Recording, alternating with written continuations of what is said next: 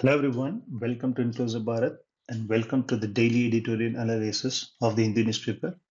In this video, we'll be discussing the important editorial from the Hindu newspaper for 29th August 2024. I've taken 4 articles for the discussion. So the first article, War and Peace. This article says that India is not well placed to broker a ceasefire between Russia and Ukraine. Let's understand this article in detail. You see, there is an ongoing conflict between Russia and Ukraine, which was started in the year 2014. And after 2022, when Russia launched its full-scale invasions on Ukraine, this conflict is been escalated significantly. So what is the result of this conflict? If you see, we have severe humanitarian crisis and also economic sanctions on Russia by the Western countries and a tense geopolitical environment. And also, the several nations have attempted to mediate and offer solutions. But a peaceful resolution has always been challenging because both the positions, that is, Russia and Ukraine's position, is completely different. So, this mediation has not been much effective. So, what is India's potential role in mediation? See, the article discusses that the possibility of India playing a role in mediating the peace between Russia and Ukraine. Why this all of a sudden, this war started in 2022. Now it is 2024. Now this article is telling that there is a possibility of India playing a role because, recently Indian Prime Minister, he visited Ukraine and also he had a conversation with the leaders like US President Biden and also Russian President Putin. So what are the challenges for India to be as a mediator? Let's understand the current stance. See, India's current stance is that India has always been neutral, referring that this war is a European war. India is not involved in any peace process that did not bring Russia and Ukraine together for talks yet. But if you see internationally, all the countries looks that India says that it's neutral, but it shows that it is often seen to be as favoring Russia. Because we have historical ties with Russia, and also we rely on Russia for its military equipment and energy. So that's why we need an unbiased image internationally. So for India to be an effective mediator, India needs to be unbiased and not leaning towards any side. So that's why if we want to have this unbiased image in the international forum, we need to have a balancing relationship between both Russia and Ukraine. So that is very much necessary in order to be as a mediator. See, the war is ongoing with both Russia and the Ukraine still engaging in military actions. They are still engaging in military actions. So the article points out that the action continued despite the diplomatic visits, indicating that both countries believe that they still can achieve their goals through military means. So there has been a diplomatic visits on both the sides, but yet these both countries believe that they can achieve their goal through this military means. See, the article highlights that the successful peace efforts in the past have focused on specific goals, such as the Black Sea Grain Initiative or the nuclear safety at Zaporizhia power plant. I'll explain what is this Black Sea Grain Initiative and the Zaporizhia power plant. See, if India wants to mediate and this mediation has to be effective, then we need a defined principle. We need a defined principle in order to mediate. See, what is Black Sea Grain Initiative? This is actually an agreement that is brokered by United Nations and Turkey in July 2022. Because the conflict started in February 2022. After this conflict started, this significantly disrupted agriculture exports from Ukraine, a major global supplier of grains. So this Black Sea Grain Initiative, this aimed to ensure a safe export of grain, foodstuffs, and fertilizers from Ukraine via Black Sea. Okay, this is a very critical because it has to address the global food security concerns. And this Zaporizhia nuclear power plant, this is a largest nuclear power plant in Europe and one of the 10th largest in the world. So if you see, this is Ukraine, and this nuclear power plant is located in the southern part of Ukraine. Okay. What is the historical precedent? See, article refers that India have been a mediator in the past. That's why India has its experience in mediating international disputes, such as in the past, Prime Minister Nehru had mediated in the post-war of Austria. So that's why India could have a part to play in the current conflict also. However, it points out that the situation in Ukraine is more complex due to the specific demands from both Russia and Ukraine. So the past is different, the present is different because Ukraine and Russia, it's more complex here. What is Ukraine's demand? Ukraine wants Russia to withdraw all its force from Ukraine territory. But what Russia says, Ukraine force has to withdraw from the regions that is currently occupied. Currently, what are the regions that is occupied by Russia? Ukraine has to leave its force. And also, Ukraine should not join NATO. So that's the Russian demand. So both the sides, the demands are very complex. So as a conclusion, the article says that while there is a speculation about India playing a mediator role, it is not straightforward. India should carefully navigate its approach if it wants to involve itself in resolving the conflict. So this is all about the first article. So let's move on to the next article. The next article, focus on trial. Agencies should shed fixations on keeping people in jail. So let me explain this article in detail. So the article discusses the recent decision by the Supreme Court of India granting bail to K. Kavita, a leader of BRS party.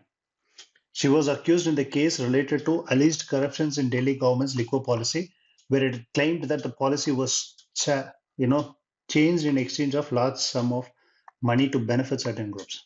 Let me understand. See, recently the Supreme Court have given bail to K. Kavita. She is a leader of Bharatiya Rashtra Samiti party. Here, she is accused of a case that, there was this Delhi government liquor policy. Under this liquor policy, there is a corruption happened, and it's claimed that the policy was changed for a large sum of money to benefit certain groups. So under this, this Delhi government policy, there are some changes in this policy which will benefit certain group of people. So that's how it has changed, and large sum of money has been, transferred. So this article highlights that the Supreme Court concerns about the misuse of judicial process and the arrest powers by investigative agencies to target political opponents, especially by keeping them in jail for a long period of time before their trials even begin. But the concern of the Supreme Court is that, the investigative agencies are misusing this judicial power. That too, specifically to target the political opponents by keeping them in jail for a long period of time, even before the trial even begins. Okay. So the article is about how the Supreme Court of India has granted bail to Kavita of being, she's a politician accused of being involved in corruption related to Delhi government liquor policy. Let's understand in detail, okay? See, the Supreme Court decision isn't just about granting bail to Kavita. It is also a reminder that the justice system should focus on fair trial rather than just keeping people in jail. So the court is concerned about the process of arrest and lengthy pre-trial detention being used to punish political opponents unfairly. So same thing, as I discussed, the court is very much concerned about the arrest and the lengthy pre-trial detentions that are used by the investigative agencies to punish the political opponents, that too unfairly. Okay. Say the accusation that the Delhi's liquor policy was influenced by bribery is serious. Yes, no doubt that when there is a bribery happened, it has to be taken very seriously, and the investigation has to go in very fair manner. But the article suggests that the current focus seems to be on keeping certain political figures in jail rather than conducting a fair and speedy trial. But currently, if you see, it is not that the investigation is going properly or not. It is not much concerned, but currently they are focusing on keeping the political figures in jail. So the Supreme Court have raised concern about this fairness of the investigation. They noted that some individuals who were allegedly involved in the case have been listed as witnesses also. So a person who has already been allegedly involved in this case are being produced as a witness. So this seems inconsistent and raise questions about the investigation's integrity. Because that's why this is raising a question about the integrity of the investigative agencies. See, misuse of legal provisions to deny bail. See, the legal provisions here. So court has hesitant to grant bail if the prosecution is strongly objected. This is especially in the case under Preventions of Money Laundering Act. Under PMLA Act, PMLA Act, if the prosecution strongly objects to grant bail, strongly objection, that means under PMLA Act, if the investigative agencies is telling the court, see, if you grant bail to them, they might change or they might collapse the witnesses. So the investigative agencies will tell the court that we should not give bail, which has strict rules against granting bail. Okay. However, Supreme Court now appears to be recognizing that these strict rules are sometimes used to keep people in jail for long term, even before their trial started. So this is good thing. Under PMLA Act, there is a non-bailable section. If the prosecution says that the accused might, change the witnesses, so we should not give bail, then the court has to take it. But nowadays, the strict rules have been used to keep the politicians in jail for a long time. So the article emphasizes that instead of trying to keep the people in jail, the prosecution should focus on gathering strong evidences and preparing solid evidences for the trial. Courts are more interested in concrete proof and reliable testimonies rather than just the amount of money alleged in accusations or length of the charge sheets.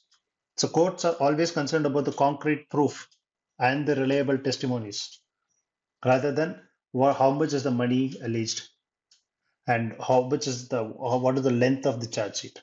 So as a summary, the article calls for a shift in focus from using prolonged detention as a tactic against political figures to ensure that there is a fair and an effective trial process based on solid evidences. Okay, now let's move on to the next article. The next article, a silent democratic backlash in South Asia. This is the lead article from the editorial section. Let's understand this article in detail.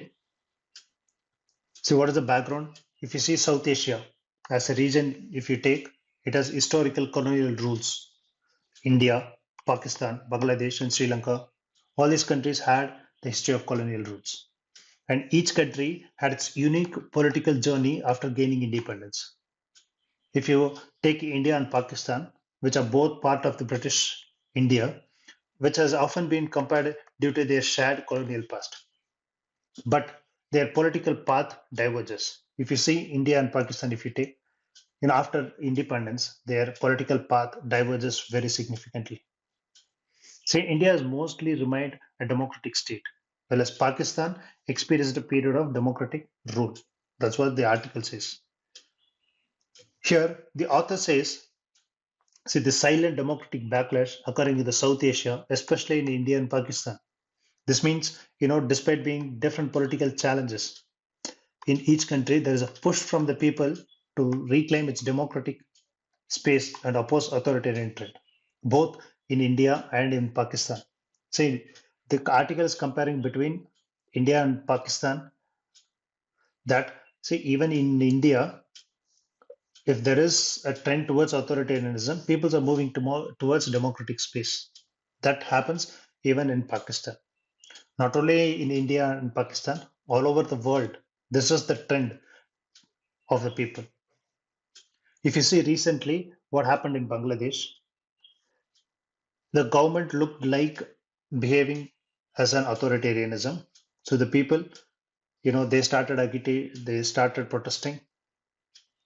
And even in Sri Lanka, the same issue. And even in Pakistan, if you see recently, there is a protest in Balochistan region because of the authoritarian rule, as well as outcome of India's general election. That indicates the peoples are resisting the move towards authoritarianism and seeking for political democracy. That's what the author says here.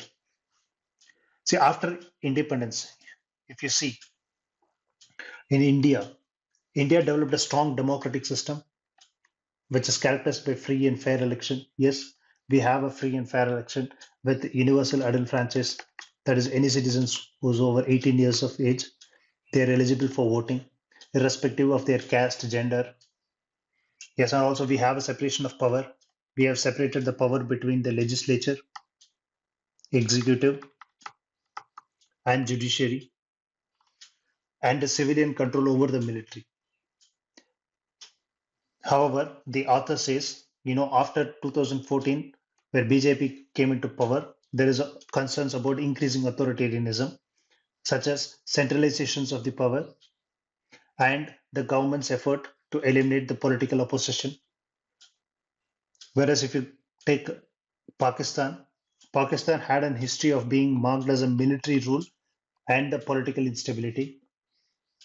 So despite attempts to control politics, military governments have often been overthrown by public protest since 2008. So there has always been this military rule coming into picture in Pakistan. And after 2008 protest, this has reduced. Pakistan has moved toward a democratic system. However, in the recent elections, what is happening in Pakistan is that this political elites, they are forming alliances with the military and suppressing the opposition. So this has led to a public discontent and also a protest in Pakistan. So democratic pushback in India. Here, the author says that the rise in the BJP government brought about significant changes in Indian political landscape, which shift towards more authoritarian style of governance. There is a more authoritarian style of governance, is what the author says.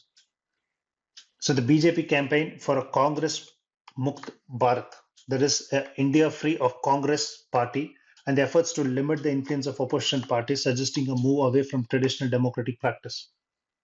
Additionally, there has been a politicization of issues related to national security and armed forces and attempts to convert universities into places promoting religious ideologies nationalism, which counters democratic norms. What is the democratic pushback in Pakistan? If you see, Pakistan has a history of military interference in politics. However, this military dictatorships has eventually faced a public backlash, demonstrating a popular desire for democracy. In recent years, there has been growing divide between the military and the political classes over who should govern the country. For instance, public protests have challenged the legitimacy of military influence in politics. That is, the PTI and the PMLN have both criticized the military role in politics, reflecting the public growing resistance to military control. So that is, there is a democratic pushback in Pakistan over the military rule. What are the common trends in India and Pakistan? Despite different historical context, both India and Pakistan, they are experiencing a pushback against the authoritarianism. In India, this is seen in electoral outcomes and public resistance to the centralization of power. In Pakistan, the backlash is more about questioning the military involvement in politics and advocating for a genuine democratic process. So both the countries have witnessed their middle classes at times favoring more authoritarian governance, believing it would bring stability. However, the younger generations in both the countries are becoming more critical of such ideas and advocating for democratic governances. So very simple, if you see, the article says, the younger generations, they want this democratic governance rather than being more authoritative. Middle class, they think that this authoritarian governance would bring more stability. But however, whatever the recent incidents that are happening, more people are moving towards democratic governance.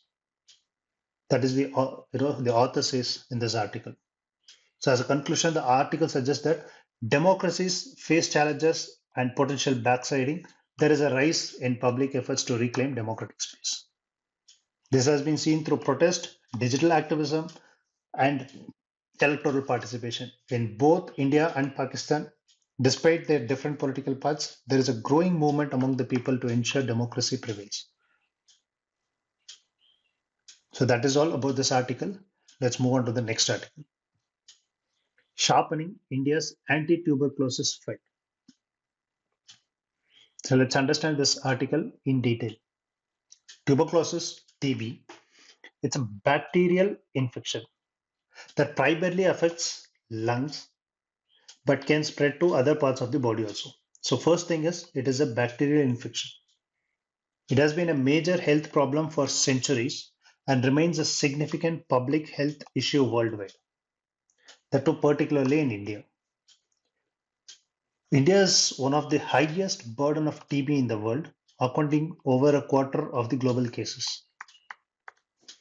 Efforts to eliminate TB in India require strong political will, innovative strategies, and effective use of available technologies. So what is the current situations of TB in India? TB has been a persistent problem throughout the history. It continues to affect millions of people globally. In 2023, India diagnosed 25.1 lakh TB patients, which shows a progress in identifying and addressing the diseases. So we have diagnosed that people like 25.1 lakh people have TB. So Indian government has shown a political commitment to eliminate TB with initiatives aimed at improving case detection and treatment. However, achieving TB elimination will require a deployment of new technologies and treatment methods. What are the challenges in the current treatment regimes? So the current treatment regimes for drug-resistant TB in India, that is, the drug-resistant TB in India are lengthy and challenging for the patient. Some patients must take up to 13 to 14 tablets daily for 9 to 11 months, while other takes 4 to 5 tablets daily for 18 to 24 months. These treatments have several side effects, including hearing loss, psychosis. The lengthy treatment process also causes the patients to miss work and can lead to financial hardship and poverty and affects families. What is this drug resistance TB? See, it's very simple. When that is antimicrobial resistance. Antimicrobial resistance. See, when you have TB, they will give us first line of drug, first line drugs. So when we have these drugs, the bacteria which cannot resist these drugs, they die. But, it's because of the improper use of this first line drugs, this bacteria will have a microbial resistance towards the first line of drug. So we have to go for the second line of drug. It is because of the misuse of, that is, if the doctor is asking us to take it for 10 days, we take it for 7 days. So what happens? The microbes inside our body, they are not completely dead, but they, they come up with an antimicrobial resistance. So we have to go for the second line drug. Okay. And even if we don't manage this properly, second line drug, we have to go for a third line drug, which is not available. And here it says the drug resistance TB in India are lengthy and challenging, that the patients, must take 13 to 14 tablets for 9 to 11 months. And some people take 4 to 5 tablets for 18 to 24 months. So because of this, there are many side effects like the hearing loss. Okay. So what is the introductions of new shorter regime?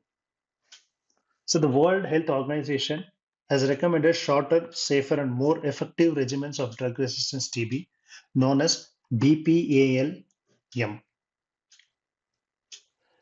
This regimen involves taking 3 to 4 tablets daily for only 6 months with fewer side effects and higher success rate of 89% compared to 68% reported in 2023 Indian TB reports.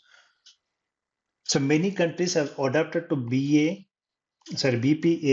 regimens, and research indicates that switching to this regimen could significantly reduce the treatment cost, saving approximately $740 million annually for the global health system. It is crucial for India to expedite access to this regimens for all eligible patients to improve treatment outcomes and reduce the burdens of TB. So to benefit from this new treatments, it is important to diagnose more people with TB quickly and accurately. So this requires modernizing the health system and using data to identify vulnerable populations, such as those with like malnutrition, diabetes, and HIV, former, former COVID-19 patients, okay, and people living with high risk environments, slums, prisons, etc. So here, first, if we wanted to come in with this new shorter regime, first thing what we have to do in India is to diagnose.